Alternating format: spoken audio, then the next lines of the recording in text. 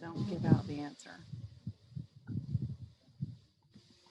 All right. Good afternoon, everyone, and welcome to Alpha Omega's Summer Solstice virtual tasting experience. I am your moderator, Barrett Spiegel, and as moderator, I will ask that you please keep your microphones on mute throughout the duration of our tasting. This will be an interactive virtual experience. I'm going to be connecting with you all in the chat box at the bottom of this window. So please keep your mics on mute. We'll communicate with you, answer your questions or comments on the wines and our delicious food pairing that we have in store for you today through the chat box. We are celebrating a lot today. First off, it's National Rosé Day, everybody. And I know our Reserve Rosé wasn't a part of this package, but we just want to make sure you all are aware that this 2020 Reserve Rosé from Alpha Omega is absolutely incredible. If you have this in your cellar, go ahead and crack that open. And if you don't, let us know. We'll set you up with some of this 2020 Reserve Rosé. That's what we're starting with here. And we're celebrating the changing of the seasons, guys. This is really the kickoff into summer. One of my favorite seasons for sure. We've got long days. We have sunsets. We have camping, enjoying time at the lake. And if you look behind us here, you'll see some incredible growth in the vineyards here in Napa Valley. And we're certainly celebrating the 2021 harvest that is fastly upon us. And we're going to talk a little bit about that today. And we're going to dive into two of our wine club wines that were released for our club allocation last month, our Merlot 2018 and our Left Bank Blend 2018. We've got an amazing chef from the CIA again joining us and has put together a food pairing for us as well. So happy to have you all here. Happy to have you at Alpha Omega today on our crush pad overlooking the Rutherford Hills. I've got a great crew once again joining me to share this afternoon with you. Joining me here today, we've got our winemaker, Matt Brain. Great to be here. Matt, thanks for having me. As always, a pleasure. Cheers. Just to the left of me here, we have Master Sommelier Bob Bath joining us again. Thanks, Barrett. Great to be back. How's that rosé tasting? Refreshing. Yeah, it's perfect.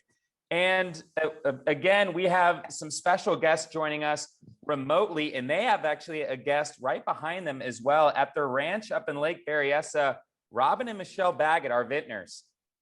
And Sherman. Sherman. Yeah, we're up here branding calves today, and we didn't want to miss out on this, so we're taking a little break. Sherman's happy he didn't have to work. But yeah, that's my horse, Sherman. We'll be roping a little bit. But given vaccinations, make sure we have healthy cattle. And a brand is just a tattoo, and we know a lot of people love tattoos. So just know that we just need to give them a little tattoo so we can find them. Hot tattoo, but it's a hot tattoo. Oh, all tattoos have to hurt. Awesome. Some hot tattoos going up there today. Great to have you, Robin and Michelle.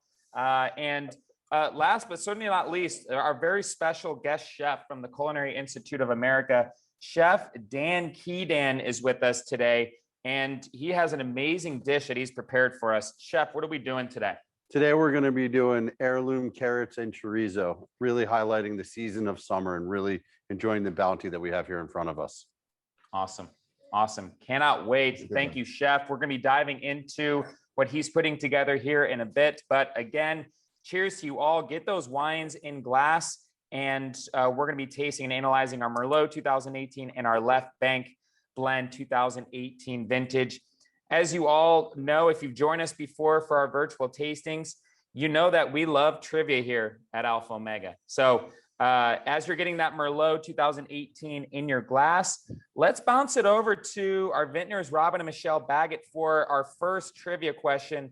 And winner is going to be getting a magnum of our 2017 Left Bank Blend. So a library vintage of our 2017 Left Bank Blend. Magnum, big bottle, always a good time with a large format. Robin, what's our first trivia question for our guest here? Well, answer in the chat box. You got to be quick, my friends, and let's try to keep it civil. Yeah. Are there any people that are DQ'd? No DQs yet. No DQs yet. Yeah.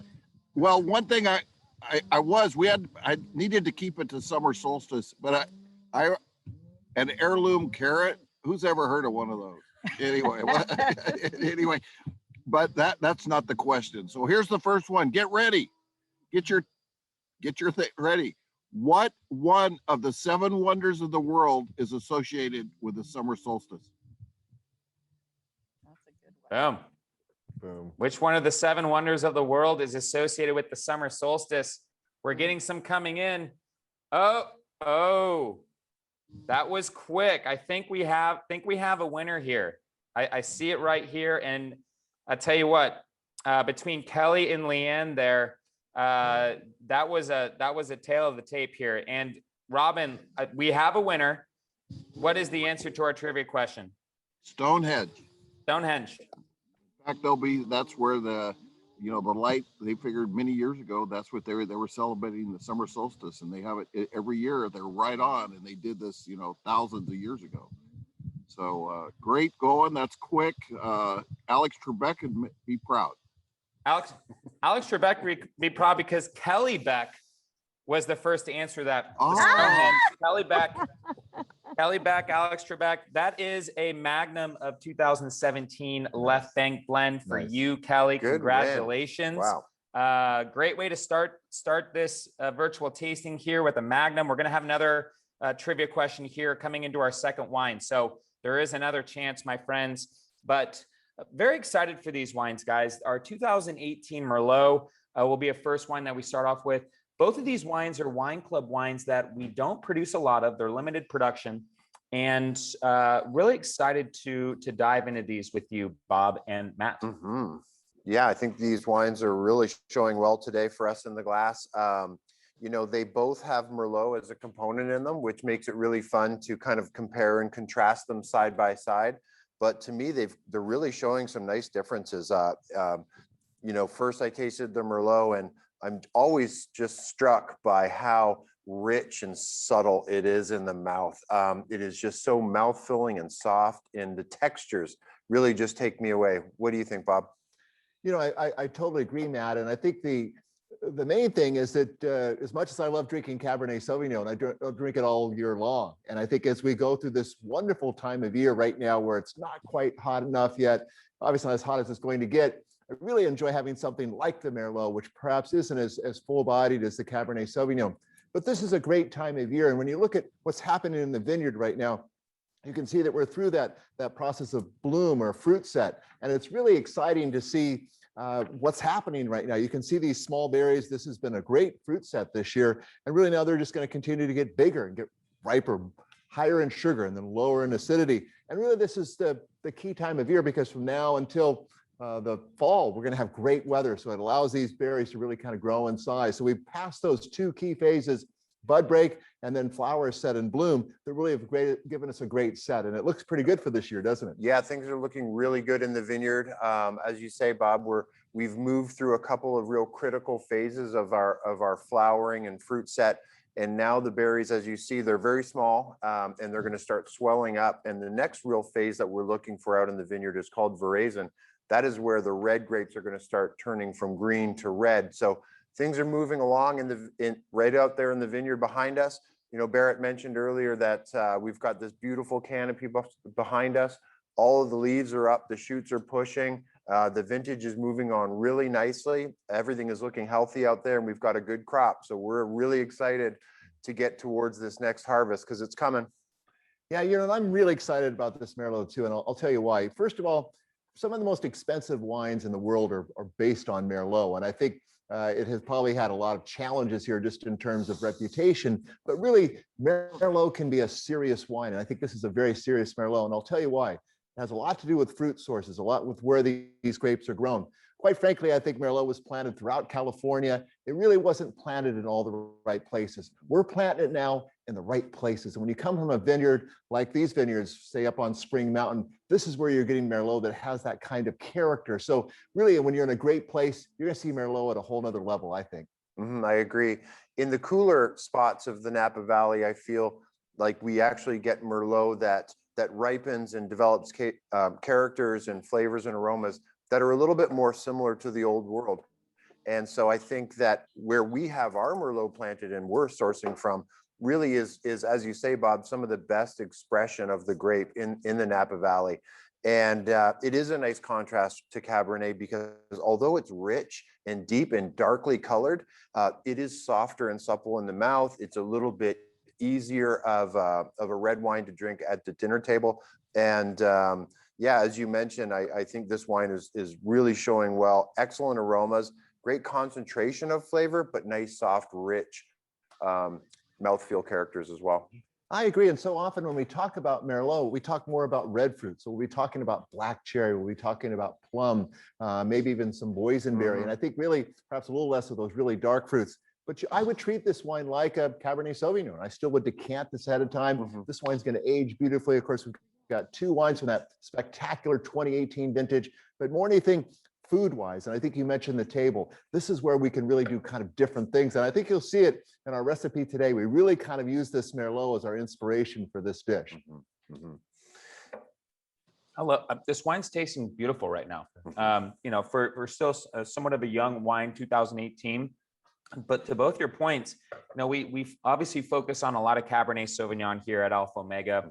We love the expression of Cabernet from the different regions that we're farming and sourcing here in Napa. But this Merlot from Spring Mountain has these layers of fruit and flavors to them.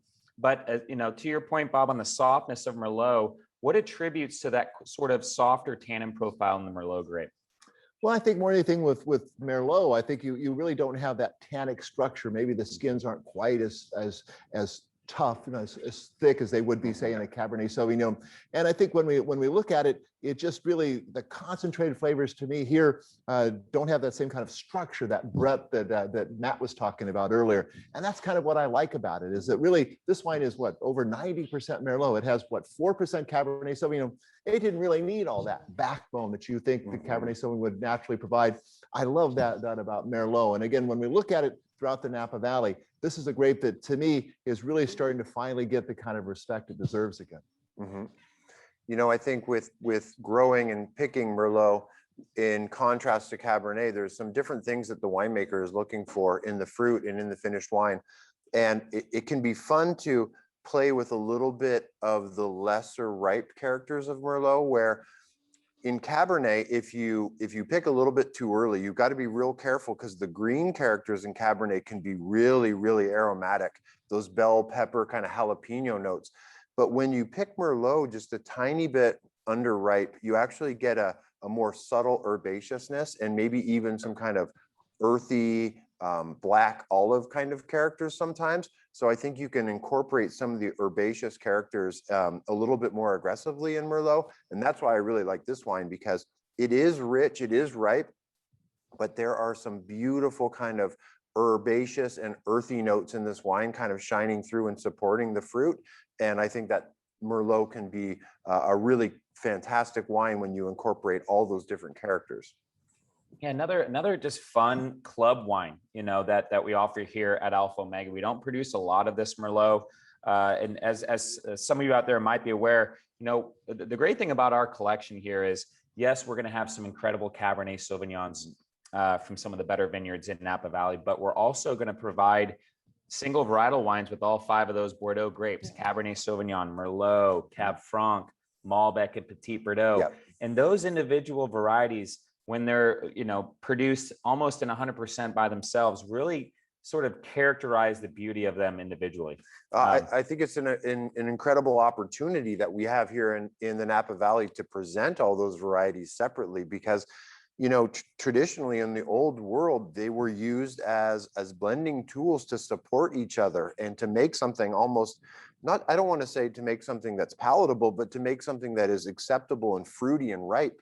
Whereas we can achieve the ripeness here. That's not the question. So we're able to present these wines on their own, in combination, and have a lot of fun with them. And as you say, presenting them on their own is such an educational experience, because we get to say, this is our idea of Merlot. This is how Merlot tastes in the Napa Valley, all on its own. Yeah. And I really kind of agree too, because I think this is kind of a discovery process, because we know that Cabernet Sauvignon, we probably know that all these 5 Bordeaux varieties grow great here. But what we've been finding is like, okay, where's that perfect place for Merlot? It's not only Spring Mountain, but a lot of this fruit actually comes from Coombsville, also a place we didn't talk about 10 years ago even. And it's really, it's a cooler growing region. Again, like Matt was saying, finding where each of these other supporting varieties grow best, to me, is kind of that next stage of really bringing out the even great characteristics, but even greater characteristics as we find that perfect match of grape and terroir. Yeah, I like this wine a lot. It's just unique. It jumps out of the glass in the nose. Both of these wines do. The nose on these are incredible. But this is just a fun wine that has a lot of flavor that's pretty easy to drink for me. As a lot of you might know, I'm pretty impatient when it comes to my wines. I'm a drink now, life is short kind of person. But Bob, as far as cellaring this Merlot, what do you think about this wine as far as longevity in the cellar? Well, I know how long you're going to cellar it for, Barrett, and that's probably at least 15 or 20 minutes, I think, in terms of the total time. But honestly, I love these kind of wines at 7 to 10 years of age. So you've got plenty of time with this, but decanting ahead of time, making sure, of course, it's stored properly, getting the right kind of glass here, the same type of glass for Cabernet Sauvignon, I think is great. That to me is, I would give it kind of that same kind of aging curve as Cabernet Sauvignon. Yeah, I agree with you, Bob. And I think maybe this wine might be slightly more approachable in that 5 to 7 year range, whereas some of the Cabernets that I taste, I'm like, I'm going to revisit you in 10. Like, honestly, I'm going to push you to the back of the cellar. I think that this wine is going to be more in that approachable range a little earlier, but I totally agree with you in that its drinkability and its real peak phase is going to be in that maybe that 7 to 15, maybe 20-year range. There's great acidity in this wine. Yeah. And that's the great thing about Spring Mountain is you get this great flavor development and ripening, but the preservation of the great acidity as well, because it's up out of the valley floor, a little bit cooler in the daytime, and not quite those drastic diurnal swings that we see down here on the valley floor that really soften those acids.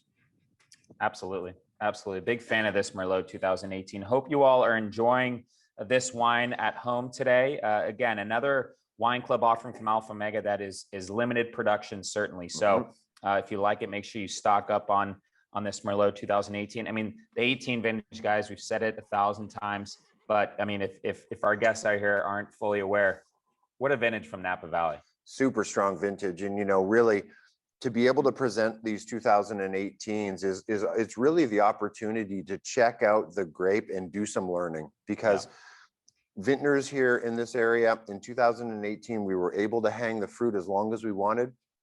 There was no real rush to pick.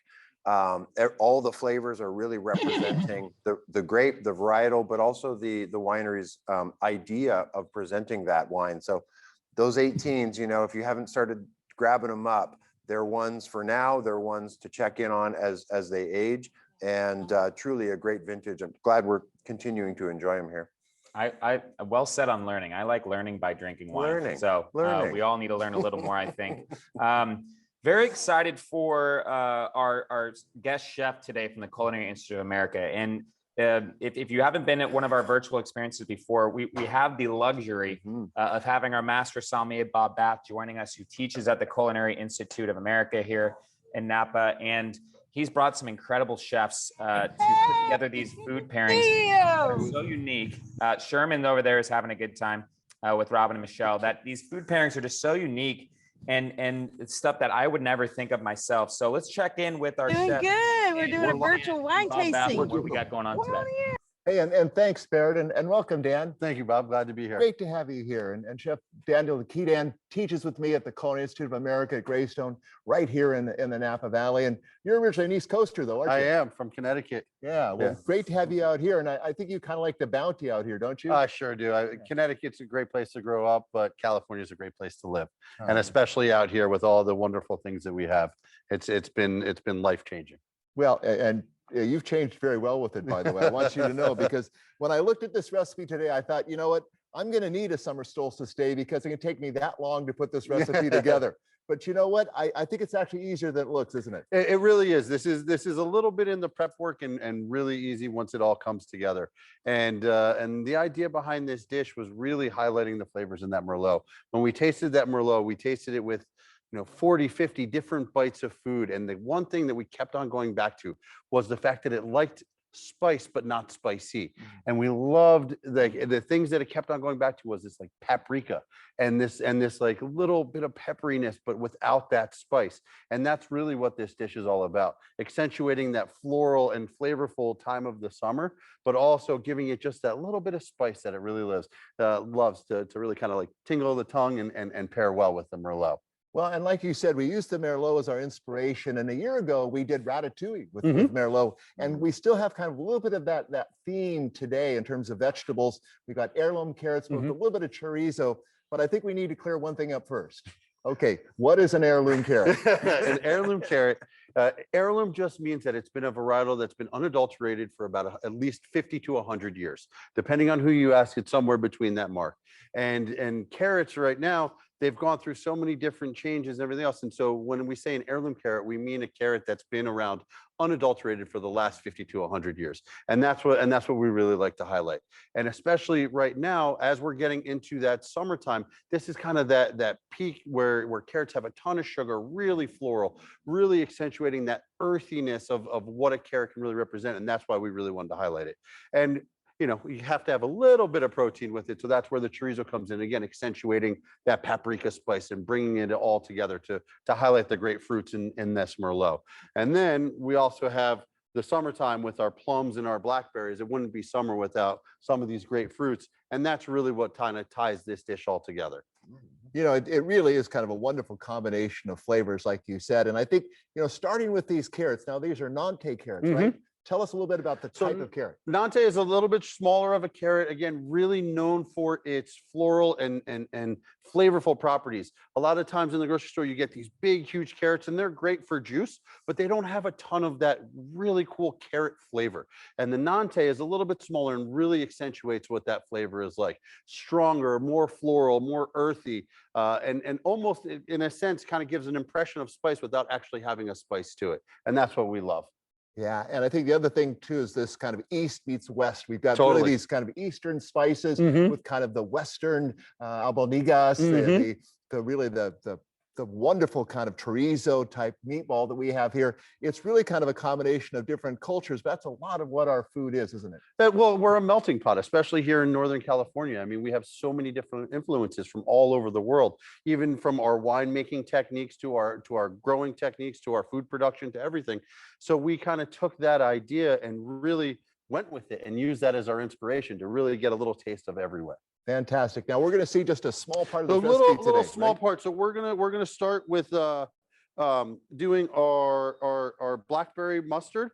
And so we have, well, first I'd like to start with showing you the spice mix. So we have all of these wonderful spices, and this is what it is. And so we take these spices and we use them to accentuate on the carrots and on the mushrooms and on the fennel. And that's what this base and this recipe is all about, giving that little bit of spice without it being spicy. And we take that with a really good olive oil and drizzle it up, and then we roast them in the oven. You can also, if you're outside, this recipe works great on a grill. Okay, you can use a grill, so that way you don't have to be inside the house. You can be outside on the grill. Same spice mix, same procedure, same everything. Instead of roasting the vegetables, you can put them out on your grill. And that's really what we wanted to do. So we're going to start this with a little bit of our butter. It's a little bit warm sitting out here in the sun, so we got it nice and soft. Okay, and then we take the tops of our fennel, right? Because we like to use the whole plant. Nothing goes to waste. I'm also a farmer, and when you have to harvest all the vegetables that you grow and plant all the vegetables that you grow, you don't want anything to go to waste. So we use the tops for this, and then we use the bottom of the bulb to roast. And so we just start that with a little bit of shallot, and we'll get that into the pan, and we'll let that just sweat just for a little bit. And while we're doing that, again, this is the time of year where our berries and our fruits are really coming in. Plums are one of my all-time favorite fruits to eat. There's nothing better than being out on a farm and picking a fresh plum and eating them until your stomach hurts. And unfortunately, I've done that one too many times and still continue to do it. So while this is going, we're just going to give it just the tiniest little pinch of salt. Okay. And then when that's sweating, again, these are these beautiful blackberries. We're going to let that sweat just for a couple seconds. We just want that onions and the fennel to really release. And then we're going to add our blackberries, right? And the blackberries, what we're doing with this is, again, accentuating that lighter dark fruit color and flavor in the wines, but softening it with a little bit of that butter, with a little bit of the fennel and a little bit of the onion, so it doesn't overpower, right? We're just going to let that cook. And while that's cooking, right, we are going to just give that a second and stir. And one of the other great things that we do out here is we grow really great olives and really great olive oils. And so I have a really good olive oil. And I just want a tiny little bit of this oil just to, again, bring out some of those flavors. Now, is that more of an extra virgin? This is an extra virgin. Okay. And these great olives are grown in Sonoma County, right over the other side of the mountain. And fantastic olive oils. We have some really great ones produced here in the Napa Valley, some really great ones produced in Sonoma County. And again, it's a chef's dream living out here. It's the hardest part is deciding what to play with. And so you can see as we're cooking this, the juices really start to come down. They really start to break down. And that's what we want. We want this to all meld together, all melt together. And when the blackberries really start to break down, right, that's what we want. We want their juice. We want the seeds. We want the fennel to come in. We're just going to give it a little squeeze of some lemon juice.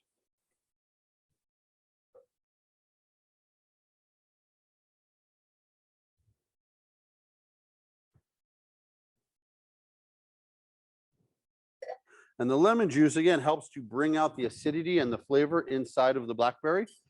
But because we're cooking it the way they are, doesn't overpower and doesn't get in the way of the acidity of the wine. That's one thing that us as chefs, when we're doing food to pair with wine, is our job is to accentuate the flavors of the wine, not have our food be the forefront. Our food should be soft enough to really let that wine shine. And that's what we're really trying to do. The next ingredient that we're going to use is a little bit of Dijon mustard. Right? And I love Dijon mustard. This is a French style Dijon mustard, really creamy. And Bob and I were talking earlier today about a couple different types of mustard. You can use a whole grain mustard for this, but the texture and the flavor that we're doing, I love a Dijon. So if you don't have a Dijon, you have a whole grain at home that you love to use, you can use that. I don't recommend using a yellow French's mustard. That's a completely different flavor, but a really good Dijon mustard. That's what we want. So just a little bit, about a tablespoon of that, and that's going to go in, and we're going to stir that together. And then we're going to let this cook just for a little bit longer. And once this is all done cooking, we're going to puree it. And once we puree it, we end up with this beautiful mustard right here. Great color, great flavor, smooth texture, and it really helps us to tie this dish all together. So now we're going to focus on our plating. And we have some really, really great ingredients. And what we've done, this out of the way, is I've roasted all the carrots and the fennel and the mushrooms. And you see, I didn't get too much color, a little bit of char on them, and we roast them until they're just tender and really just starting to soften. That's really what we want. And they've got those wonderful spices on them, right? Yes. So we've taken these spices, a little bit of olive oil, tossed them all together, seasoned them with a little bit more salt, and put them on the trays and roasted them in the oven. So we have those. Then we have our roasted maitake mushrooms, and these are the maitake mushrooms right here. If you can't find maitake mushrooms, you can use an oyster mushroom. You could use a portobello. You could even use a cremini. But we have some really great mushroom producers out here, and maitakes have a great meaty flavor. So you want a mushroom that has a little bit of meaty flavor. Again, we're in this day and age, we're trying to kind of cut down a little bit on our meat usage. And so this is a great way to get a lot of good protein, a lot of that good flavor profile that you have, and still be very conscious as a chef and producer. And they're good for you too. And they're really good for you. Yeah. Really, really good for you. So this is where you can have some fun. And me as a chef, plating is one of those things that is just a lot of fun. So you have our mustard, we're going to put that down. And when I'm building a plate, the idea is that I want every bite to be able to have a little dab of this mustard, every bite to be able to have some of the carrot. So we just put that down, and then we're just going to start plating and really, really having a good time. If you can't find really small carrots, like these that you can roast whole, you can use larger carrots and just cut them down. I love roasting with the skin on. Okay, it adds a great texture, adds really good fiber, helps with the nutritional retention of the actual vegetable, and really adds a great flavor. And that's what I love. And then so we have our fennel, again, same in that same roasted spice. That's what I'm saying. It's a little bit heavy on the prep work, but once it's all in the oven, it's all done.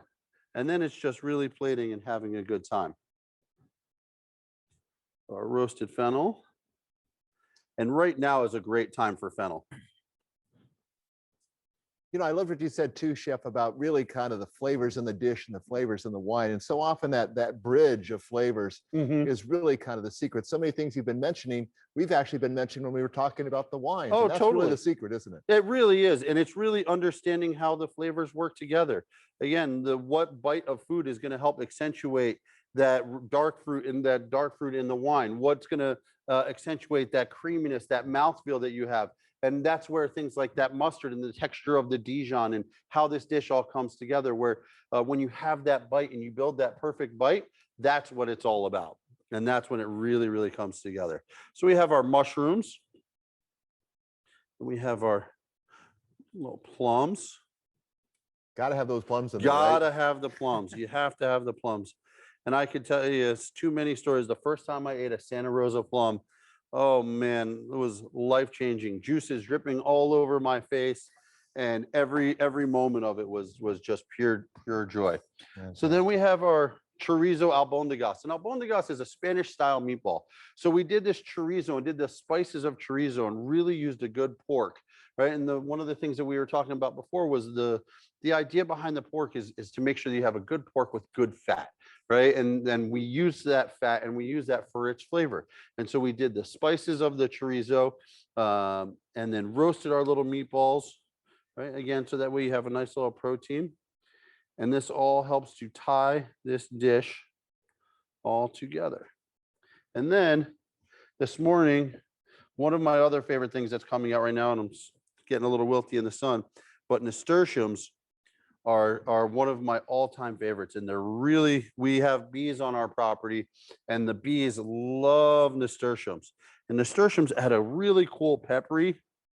It's like taking a bite of black pepper without the residual spice, but you get that really cool pepperiness and great flavor, and they just look gorgeous. And that's what this dish is all about. A little bit of nasturtium tucked in, helps to brighten, helps to differentiate in the color. And then when you get a nice little bite of it all together, finish it with just a little drizzle of some really good olive oil. Boy. And that is our heirloom carrots and chorizo. Chef, magnificent. I think the longest day of the year deserves a meal like this. Right? Thank you. Yes, it does. Yes, it Boy, does. It looks absolutely fantastic. And you know what? I was just thinking, you know, if you're a vegetarian, you just leave the chorizo out. Exactly. Go either way, but I'm glad you put those in for me. I had to put a little bit of meat in there. All right. Fantastic. Thank Chef, you. what a wonderful job. Here's to this lovely dish, and here's to the summer solstice. Thanks again. Thank you. Cheers, cheers. Cheers. Awesome. Thank you, Chef. Thank you, Bob. We've got guests salivating here in the chat. John's mouth is watering. Melissa said you had me at albondigas, Chef. There you go. I mean, and one thing I want to point out, and a comment from Callie back here, is I think the approachability as far as food pairing with the Merlot. I mean, the Merlot has a softness and a silkiness to it. It's not too spicy or tannicky on the finish, and that really can allow it to pair with a lot of different food options. Callie put together a chicken fajita and veggie dish. She drank the Merlot last week. She couldn't wait, but it paired beautifully. Yeah, and I think that's what it comes down to, is that, of course, we like to eat different foods. And I think that's the beauty of it, is that Merlot just gives you a whole nother realm of different types of foods that you can pair with. And I think that's half the fun, is just coming and being creative. And that's why these chefs are just so inspiring. I think that I really latched onto what Chef Kedan said about Merlot matching with foods that are spicy, but not hot spicy. You know, we think about often in wine, we think, oh, don't pair my wines with spicy food. But what we're really thinking is don't pair it with hot, aggressive spices. But of course, well balanced, judiciously seasoned spices. That's what we're looking for. That's the kind of pop that Merlot really matches with, in the smooth, subtle kind of integrated textures to take on a little bit of that peppy flavor profile. That's the match that I think is a good one. Absolutely, absolutely. And if you're out there like me, going, hey, I need to put this dish together and enjoy some Merlot, maybe later this weekend or next week, go to our website, aowinery.com. We also sent you via email the recipe for the heirloom carrots and the chorizo dish that Chef Cadan just put together. So please tag us in Facebook, Instagram if you do put it together. We'd love to see what you've created at home. But we've got another great wine to feature here and discuss. Our Left Bank Blend 2018, another really unique and interesting wine for me from Alpha Omega. But before we do, we need another trivia question. I'm going to bounce it back over to Robin and Michelle and Sherman up at the ranch at Berryessa. And I will say this, we had a double winner for our barbecue virtual tasting, and it got people kind of salty. So Kelly, I'm going to say this, let's share the love. And we'll try to let someone else win a Magnum of 2017 Left Bank for this next trivia question. Robin and Michelle and Sherman, back to you. All right. By the way, Sherman really liked the Merlot. He said, I bet she likes He carrots. likes the Chardonnay too. yeah, he had a little Chardonnay, a little Merlot, and he said it's good stuff. So anyway, so Kelly's DQ'd. Yeah, well, She's getting also a bottle. Stan You're two ruined it bottles. for everybody. Okay. So here we go. Get ready. You can't hear. Sorry. Okay. What saint birthday and holiday is associated with the summer solstice? What saint's Good birthday and holiday is associated with the summer solstice? All right. They're coming in. Sherman was really intrigued by that one. He's looking in on the answers here. What saint's birthday and holiday is associated with the summer solstice? They're coming in. It looks like we have a winner here, and we'll announce it after you give us the answer, boss. Well, the answer is John the Baptist, St. John. St. John. And it's also referred to the holiday as St. John's Day, celebrated in Europe a lot. And it's basically 6 months before Christmas. They separate by 6 months, essentially. So, but it is really associated with the summer solstice. And with that, I'm going to saddle up Sherman. I got to go help these guys brand some calves. I'm going to leave you with Michelle. So I'm going to say adios and vaya con Dios, mi amigos. Love it. Hey, have fun out there, Robin. Thank Off you. you go. Giddy up there. I love it. I'll leave my chair in case I have a guest. Oh, that's awesome. Looks beautiful up there. Hey, St. John is the winner, and Gregory Huang was the first to answer. Right. John. St. John. Well done. That's a Magnum of 2017 Left Bank. Gregory, congratulations. Stephanie, you were so close. But Gregory's going to win this one, and we'll get that shipped out to you after our event. Speaking of Left Bank, while Gregory's getting the 17 vintage, we're featuring our 2018, which was just released. And this is just we're very familiar here at Alpha Omega with taking the best components of those Bordeaux varieties and constructing an amazing wine. This one is a little unique for me, though, with the different varieties that are blended together. Yep. Matt and Bob, our Left Bank 2018. Yeah, I'd love to go first on this. Sure. You know, we've talked a lot about blending when we broadcast here, and blending is something that winemakers really love to talk about. It gives us a chance to really express an idea and a profile in a wine. And, this wine to me represents what Alpha Omega does in terms of concentration. But what I love about it is the fruit is a little bit more restrained, and it's a little bit more French in style. You know, it's got that, obviously it's got the New World concentration. My goodness, you look at the color, it's saturated. There's not a lot of Bordeaux's out there that are as rich and dark as this, but the fruit profile, it's a little bit more on the earthy, spicy spectrum. It's not quite as ripe, a little bit of homage to the old world. And I just love the way this wine comes together. It's got, it keeps pulling me back in for another check, because you know, it doesn't give up all its characters right away. A little bit more austere, a little bit more restrained in the fruit profile, a little bit more highlight in the earth and spice for me. What do you think, Bob? Well, I totally agree, because I mean, first of all, this wine is just 60% Cabernet Sauvignon. And so really we're seeing the effect of a blend. And when we go back in time and we look at left bank, which what we're talking about is the left bank or the left portion of Bordeaux. And this was a region that was developed later on, much later than say Saint-Emilion in the area south in the Graves. So when they basically took the Médoc and drained it and created an area that was now the area that would become the Médoc and famous for Cabernet Sauvignon, it was a rocky area. It was an area that was ideal for Cabernet Sauvignon. The interior areas, more Saint-Emilion, even down in Graves, favored Merlot. So this was really where Cabernet Sauvignon kind of found its place. And still to this day, I think some of the great Cabernet Sauvignon-based wines come from the left bank. But following that theme of blending, I think we've really done that. But you get a great contrast today, because we have a Merlot-based wine, we have a Cabernet Sauvignon-based wine. But to me, it's really all about the support that Cabernet Sauvignon's getting here. There's almost 30% Cabernet Franc in this wine, and I think it plays a big role in this wine.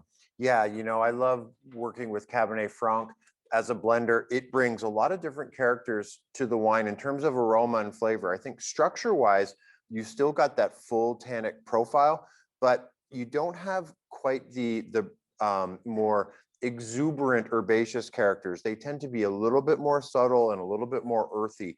And I think that this Cabernet Franc is bringing some earthiness and some structure to the wine it's blending it into a more of a seamless wine.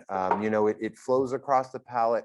None of the fruit characters are really jumping out of the glass. They're all working very, very well to me.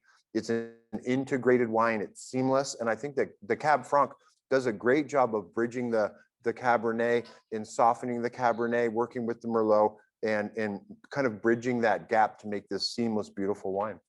Yeah, and I love it. The aromatics, you know, we think so often of those wonderful kind of floral aromatics that come from Cabernet Franc, but we also think about the dark fruit. And I think, again, that same contrast of the redder dominant fruit in the Merlot and these dark, I mean, it's just that dark blackberries. I'm just thinking about the dish we were just doing, and really those blackberries, it's almost kind of a mirror image of that. So really, I think both these wines would work really well with the dish, the carrots that we just did with the albaricoques. But I think the idea is that really kind of great wines go with a lot of different types of foods, and we've got great food. This is really a very food-friendly wine also. Yeah, I think so as well. You know, Napa Valley does Cabernet and blends really well across the border, but this to me is the structure and the backbone of this wine is really driven by a lot of its bright acidity. And I think that as that acidity, as opposed to more the structure just purely coming from the extraction and the tannin profile, really lends itself to better food pairing. It kind of helps with that salivation and getting those kind of juices flowing and wanting you to go back to that table for another bite. And yeah, the profile of this wine really, for me, you know, it is that homage to the old world in a way, a little bit brighter acidity, a little less ripe. And I think, you know, unfortunately, Barrett, for me, this is one of those wines that really will do very, very well for a couple of years in the cellar. This is one that's going to reward a lot of patience, and is just going to unveil its layers and just kind of unwrap slowly over time. I'm really excited about the way this wine is going to age. I don't know. I'm feeling pretty rewarded right now, Yeah. Matt. I mean, but to your point, you know, I think this is fun to taste these two wines next to each other, because you have that sort of softness from the Merlot. And then to both of your points on the richness, the lushness of this left bank blend, the Cabernet and the Cabernet Franc, there's a lot of layers to this thing to unravel here. And I mean, I could just smell this wine all day.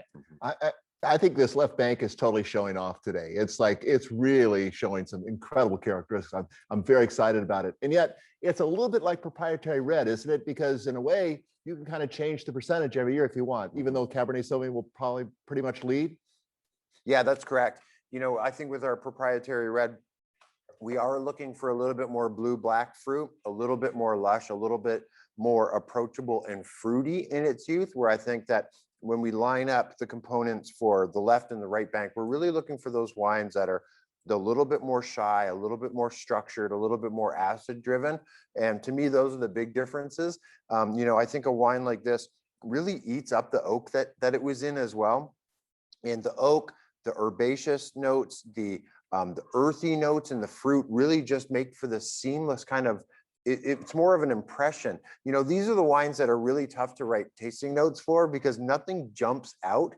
But you want to use words like integrated and flow and tension in the wine. I love the word tension with this wine because it's got energy to it. You know, it's not just an overbuilt wine. It's got great acidity. It's lively on the palate. And I think that's really what makes it a great food wine. And those are the wines I really like from the old world. They're a little bit hard. They're a little bit austere in their youth. Tons of character, but you can see that they're going to soften and give up a lot when they start aging. Yeah, and speaking of that, I mean, what we're seeing with the 18s early on is that they are very approachable young, but I mean, this is a vintage, Bob, where you've mentioned before, no problem laying down in the cellar for a number of years. No, and acidity is the other key thing too. We talk about tan and we talk about acidity, but when a wine is this fruity to me at 3 years of age, that's a really good sign. In other words, it's just kind of a youthful wine, and eventually that fruit will start to subside a little bit. But when it's this strong, this early on, that's really for me the sign of a great vintage, and it's going to stay that way for a while. I'm thoroughly excited about aging these 18s, but I think the main thing is buying 2 or 3 or 6 bottles or even 12. To me, the fun of these great vintages is really following the life of this wine and sharing a bottle with someone every couple of years and seeing where it's at. I think that's half the fun, is really kind of sharing its life with your life. Exactly. I mean, but in both of these, very excited to see where they're going to go for the next year, 2 years, and then 10 to 15 for sure. And I mean, the concentration in this left bank, Matt, I mean, you guys were really able to capture the essence of the fruit, but also open top barrel fermentation, softness. It does. It helps soften the tannins. It helps drive the fruit into a little bit more of a kind of a blackened character, a richness. But one thing that we haven't really talked about with this wine, and I really get it in the character of the wine, is there's a beautiful herbaceousness it's in the anise character.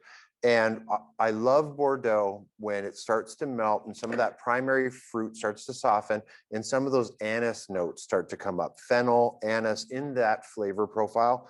And to me, in this wine, that anise note is definitely there. It's a note that's going to become a little bit more dominant as time goes on. And the fresh fruit, as you say, Bob, this is a fruity wine. When that fruit starts to back off just a little bit and some of that freshness starts to mellow, there's this beautiful, very elegant French herbaceous note. And I pick it up as anise, and I just love when Bordeaux wines start to move into that character. Well said. Yeah. I don't know what is about you telling me that I smelled anise, but after you said that, I did smell it. That's called leading. Yeah. Thank you. I'm smelling it in the carrots over there. I'm thinking about this heirloom carrot chorizo combo that chef put together. It's probably going to taste beautifully with both of these wines. And I hope you all are at home are enjoying this left bank. I really like this wine. I think you guys did a great job with this wine. 2018 vintage, really just showcasing power, strength, but also some salinity and softness to them. Hope you guys are enjoying both of these wines, our Merlot 2018, our left bank 2018. Again, these are really wine club wines, limited production wine club wines. We don't produce a lot of these.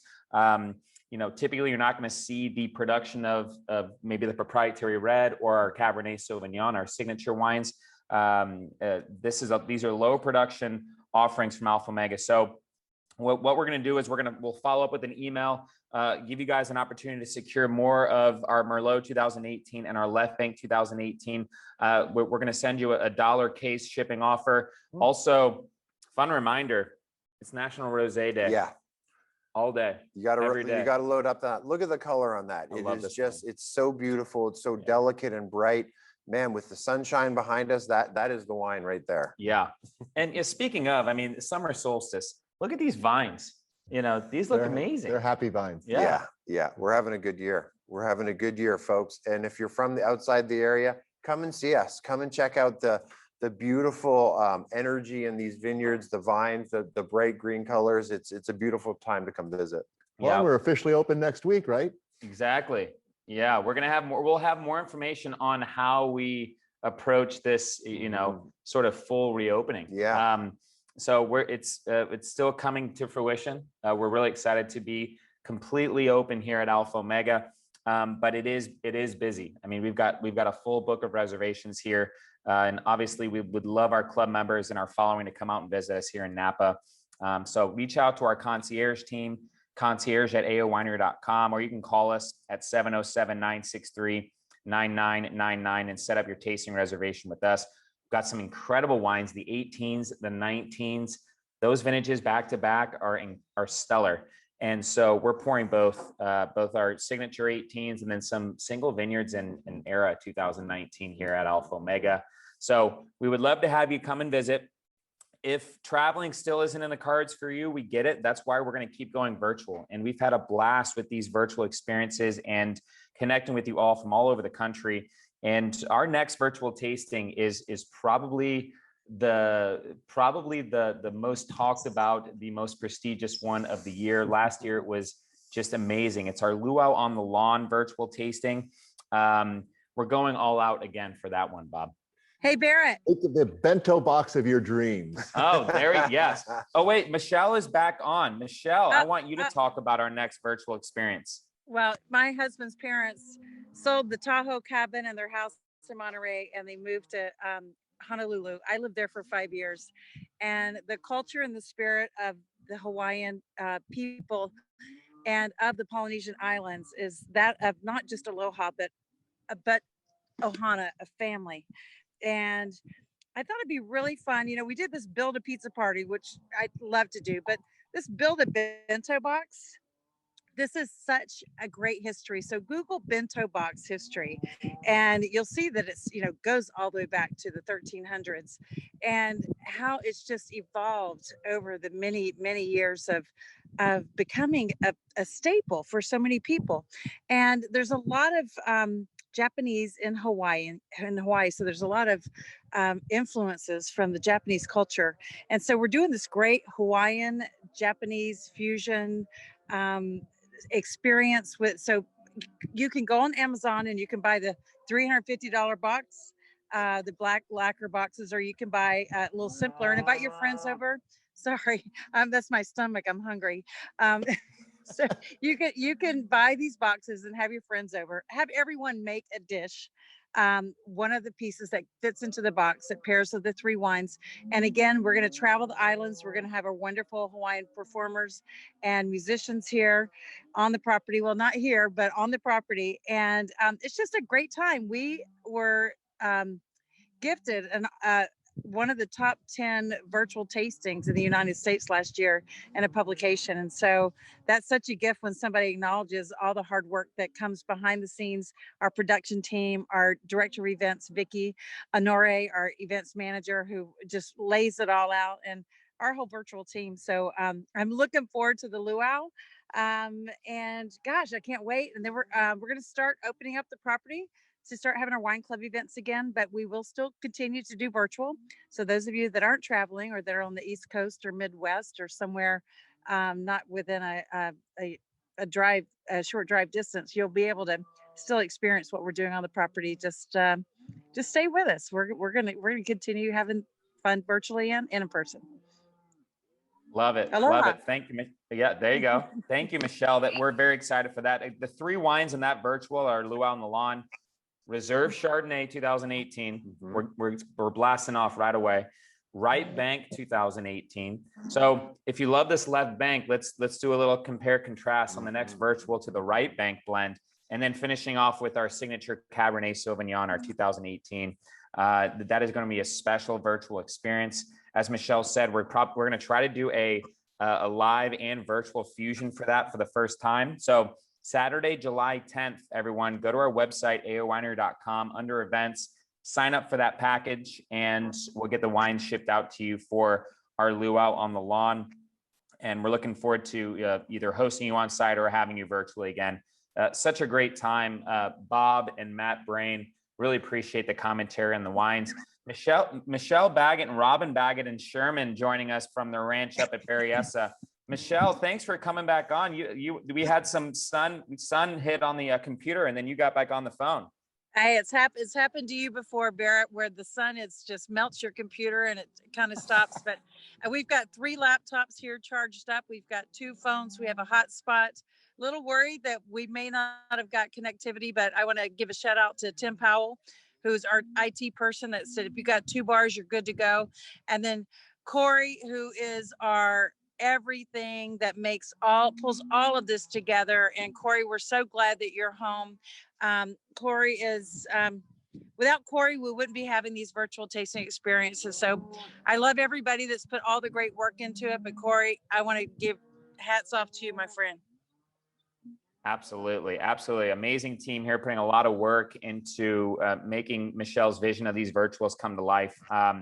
Such a great time having you all. We hope you enjoy the rest of your weekend and enjoy the rest of these wines throughout the day. If you haven't finished them already, mine are almost gone, guys.